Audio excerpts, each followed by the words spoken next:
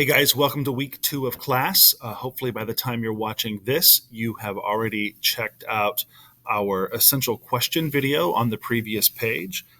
Remember, our essential question for this unit is how can we come together despite our differences?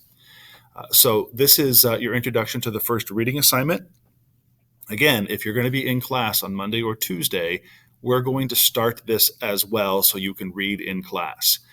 If you're doing this virtually, this video is designed to get you started with the reading.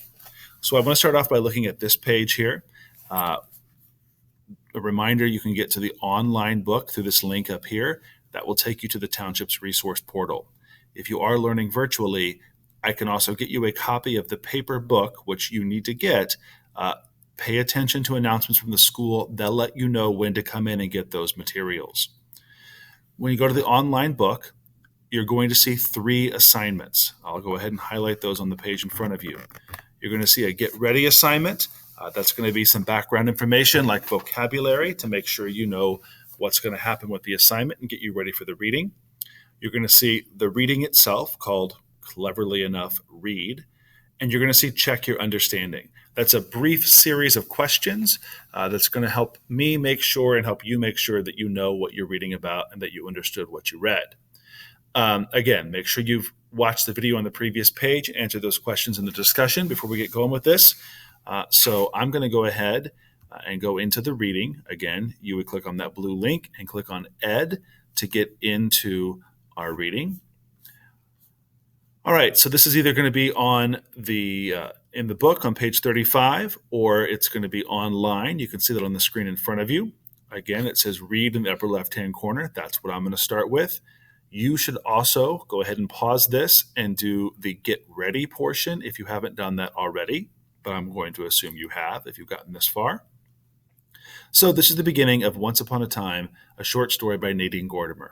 I'm only going to read the beginning, talk about it a little bit, and then I'll let you read the rest on your own.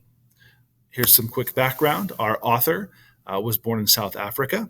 Her family was privileged and white in a country that practiced apartheid, which is an official policy of segregating non-white South Africans. She became politically opposed to the policy. Okay, so she was against the idea of separating people based on their skin color, which was the official policy of the government of South Africa at the time. Since then, the South African government has ended apartheid, which you might know about. They are fully integrated. They still have race issues, just like many other countries that used to have a segregated past. So this story is about her time growing up then. So setting a quick purpose, as you read, pay attention to the way that the author builds a portrait of the suburb, right, that area that is outside of the city, as a setting that should be safe but becomes something else. Notice and note. You're going to see notice and note signposts throughout text that we read. Those are places where we want you to stop and notice what's going on and take a quick note. What is the author doing? There's another link in this module for this week that has some information about aha moments, and we'll talk about those here in just a second. So I'm going to start by reading Once Upon a Time by Nadine Gordimer. Someone has written to ask me to contribute to an anthology of stories for children. I replied that I don't write children's stories, and he writes back that at a recent Congress book fair seminar, a certain novelist said every writer ought to write at least one story for children. I think of sending a postcard saying I don't accept that I ought to write anything. And then last night I woke up, or rather was wakened without knowing what had roused me, a voice in the echo chamber of the subconscious. Now I'm going to pause for just a second because I know later on in our check for understanding questions, you're going to be asked about this first paragraph. What is the purpose for her writing that first paragraph? And I'll just suggest to you, I don't think it has anything to do that she's against children's stories. I think that last line is really key, right? Where she says, I don't accept that I ought to write anything. I'll highlight it there for you on the screen in yellow. I think that means that she's pretty much saying she doesn't have to do what other people tell her to do. So keep that in mind. We're going to pass these quick questions for now. So remember, it's a voice in the echo chamber of the subconscious, a sound. Continuing here. A creaking of the kind made by the weight carried by one foot after another along a wooden floor. I listened. I felt the apertures of my ears distend with concentration. Now, here we have a link. If you want to find out, you can click that, and it gives you the meaning of the word distend in the glossary right there. So that means to bulge or expand. Again, the creaking. I was waiting for it, waiting to hear if it indicated that feet were moving from room to room, coming up the passage to my door. I have no burglar bars, no gun under the pillow, but I have the same fears as people who do take these precautions, and my window panes are thin as rime. Now, that's a funny spelling of the word rhyme. I think rhyme means like two words that sound alike. So let's see what R-I-M-E means by clicking on this footnote right here.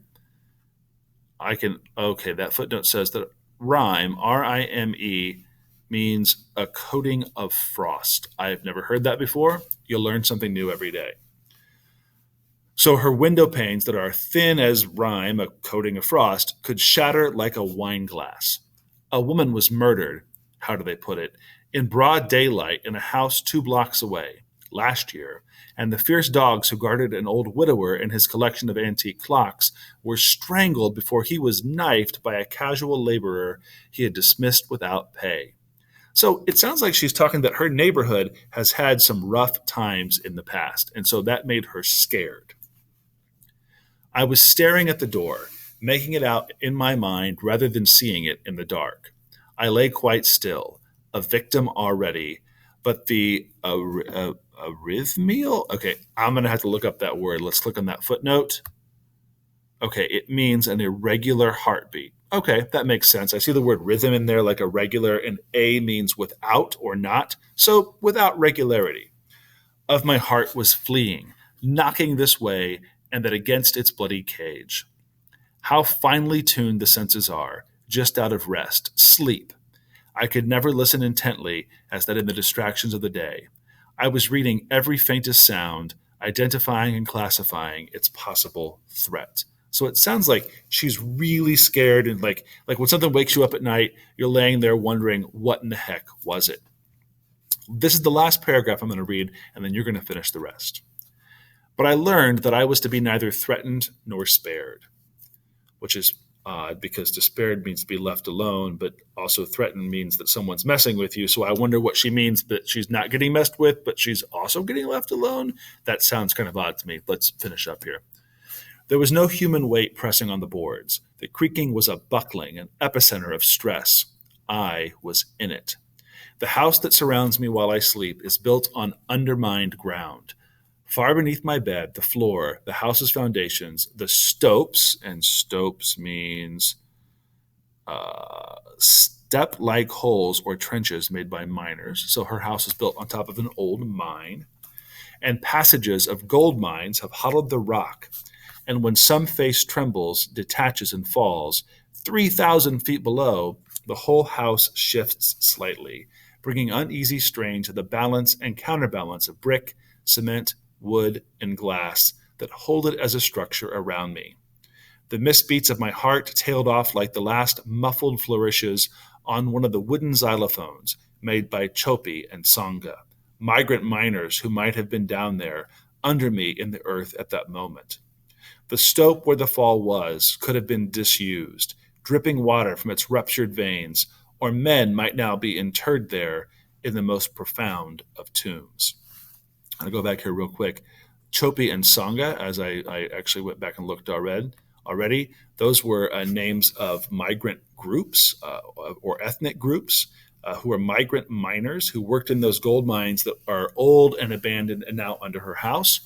And the last thing I'll tell you here, because this is kind of a cool little detail, is she suspects that the sound she heard could have been men might now interred there. And interred means buried, right? So people who died in the mines and were left behind.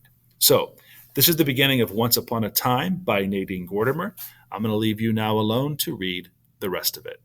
Have a great week. As always, let me know if you have any questions.